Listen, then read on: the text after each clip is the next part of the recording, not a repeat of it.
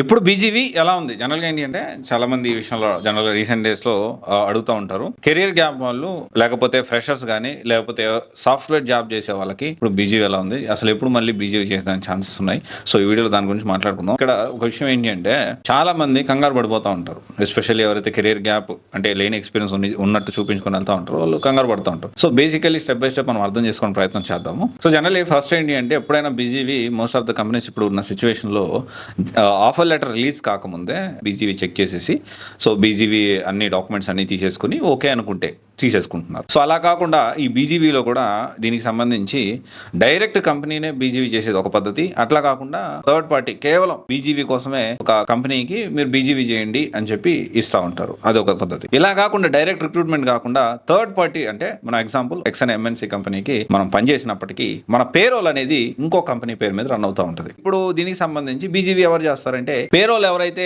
Company ఉందో ఆ company BGV చేస్తుంది. మళ్ళీ అగైన్ ఆ కంపెనీ కూడా డైరెక్ట్ గా ఆ కంపెనీ చేయొచ్చు, లేకపోతే ఒక కంపెనీకి చేయమని అడగొచ్చు. జనరల్ గా బేసికల్లీ అర్థం చేసుకోవడానికి.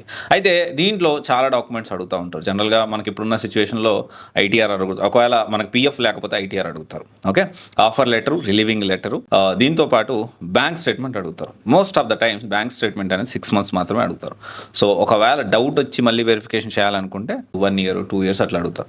నాకు పిఎఫ్ లేదు అంటే okay, most of the companies చాలా ఫ్రీక్వెంట్లీ ఆస్క్ క్వశ్చన్ ఏంటి అంటే పిఎఫ్ లేదు అంటే నాకు జాబ్ ఇచ్చేస్తారా? చాలా కంపెనీస్ పిఎఫ్ లేదు అంటే ఐటీఆర్ గురించి అడుగుతూ ఉంటారు. జనరల్గా ఫామ్ 16 అనేది ఖచ్చితంగా అడుగుతారు. ఇలాంటి documents offer letter, relieving letter, hike letters okay ఇవన్నీ అడుగుతారు. దీని బ్యాక్గ్రౌండ్ వెరిఫికేషన్లో భాగంగా వీటన్ని డాక్యుమెంట్స్ తీసుకొని ఇవి కరెక్టా కాదని క్రాస్ వెరిఫై కంపెనీతో చెక్ చేస్తూ ఉంటారు ప్రీవియస్ కంపెనీస్ తోటి. అయితే కొన్నిసార్లు లైవ్లో బ్యాంక్ స్టేట్మెంట్ కూడా ఓపెన్ చేసి చూపిమంటూ ఉంటారు అనమాట. సో ఇలా చెప్పుకుంటూ పోతే చాలా బ్యాక్గ్రౌండ్ వెరిఫికేషన్ అంటే అంత కాంప్లికేటెడ్. నిజంగా చెప్పాలంటే అంత కాంప్లికేటెడ్ కాదు, కానీ కొన్ని కంపెనీస్ దీన్ని కాంప్లికేట్ చేస్తాయి.